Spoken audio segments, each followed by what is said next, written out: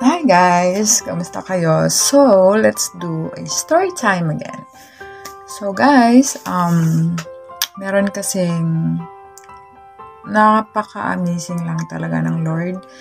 Kasi, naghahanap kasi ako ng bahay ngayon na malilipatan namin. And praise God at nilid niya ako sa tamang tao, tamang agent, tamang application. So, ayun.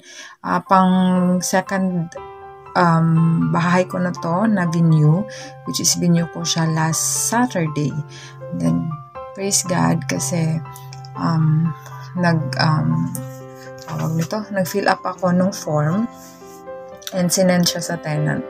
And then, on Monday, naka-receive ako ng email na pinili ako ng tenant. So, yun, sobrang laking bagay yan kasi sobrang nagustuhan ko yung bahay na venue ko nung Saturday. Sobrang perfect siya sa amin as a family.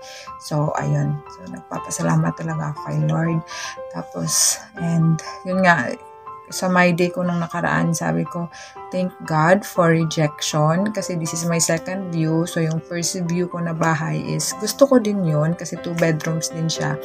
Pero akala ko yun na yung perfect for us. Akala ko maganda na yun for us. Pero pag si Lord talaga ang kumilos, yun pala may mas maganda pa siyang ibibigay para sa amin. So yung una kong na-view is flat lang. And then, ang libre na appliance is stove. So, yung na-approve sa akin is terraced house siya. Thank you, Lord.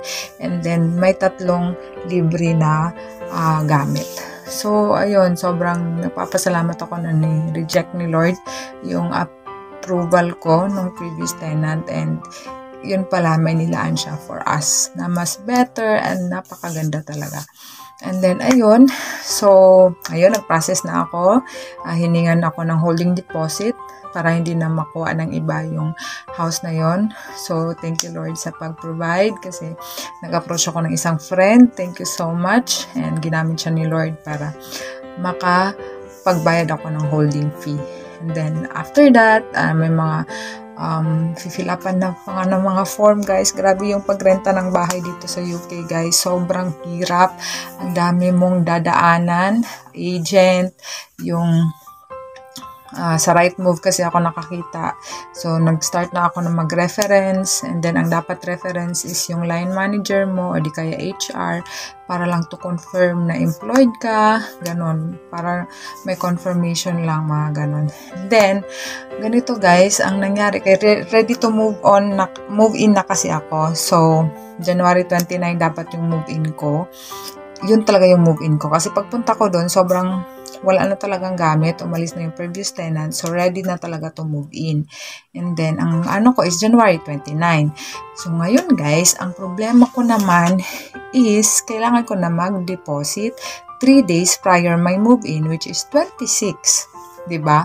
So, ang sahod namin dito guys is katapusan talaga last working day of the month, which is this month, 31. So, nag-worry na naman ako kung saan ako kukuha ng pang-deposit kasi wala na talaga naiwan. To be honest, wala na talaga. So, ang inaano ko lang is yung sahod na marireceive ko. So, ayun, sabi ko, saan na naman ako mangungutang kasi inutang ko na yung holding fee ko. And then, ngayon, saan na naman? But, ayun, sobrang tawag ako ng tawag, sabi ko na kung pwede na mag-move in ako sa 1 or sa 2, February 2 kasi 31 pa yung sahod. Sabi nila, I'm afraid na hindi ka maka-move in ng 2 kasi 29 ka talaga mag-move in. So, hindi ibibigay yung susi ng bahay hanggang hindi ako nakapag-deposit. So, 1 month deposit and yung 1 month na rent. So, sabi ko, Lord, paano to? Ang daming, nag-uusap na kami ng asawa ko, nag-chat na kami, and then, pinag-pray ko lang siya talaga, guys, and then, may mga tao na akong gustong i-text na manghiram ako ng pera pero hindi matuloy-tuloy kasi yun pala pinipigilan ako ng Lord kasi alam niya may gagawin siyang napakaganda.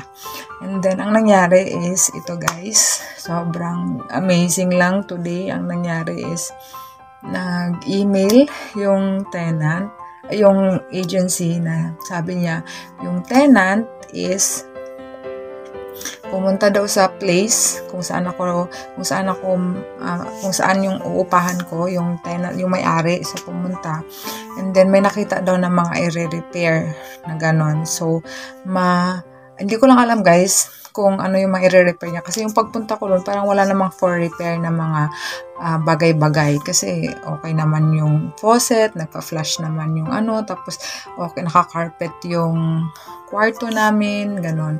So sabi ko, so yun nga, sinabi ng agent na pumunta yung tenant and then nagsabi na may aayusin daw sa bahay. So, mamumove yung move-in ko to February 7. So, praise God, praise the Lord.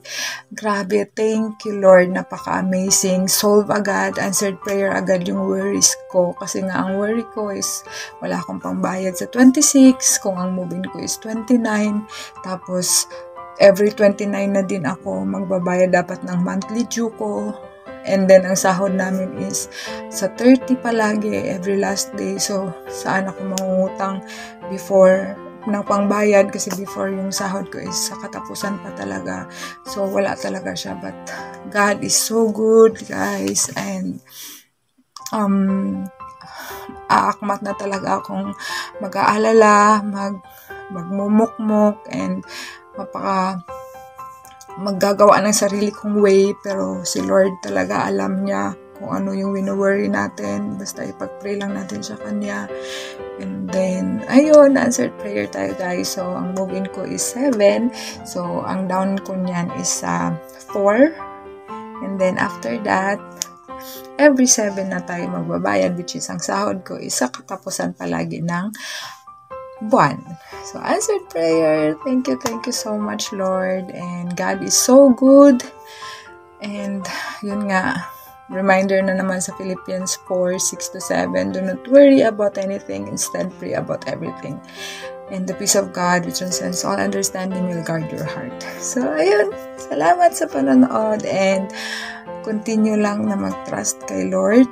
And, sabihin kung ano yung worries mo, kung ano yung problema mo, kasi God is good, God is faithful, and gagawa talaga siya ng ways para hindi natin aakalain na mangyayari, pero posible kay Lord. Diba? Tingnan nyo na may mga paganon pa pala na may i-fix sa bahay, kaya ma-move yung pang-move in ko, mga ganon, hindi ko in-expect yun, pero when i-allow mo si Lord na kumilos sa sitwasyon mo, sa problema mo, He will really do exceedingly and abundantly more than we could ask or imagine. So, ayun lang guys. God bless you. Trust lang tayo kay Lord.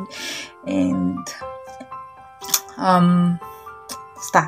trust and always pray. God bless. Bye-bye.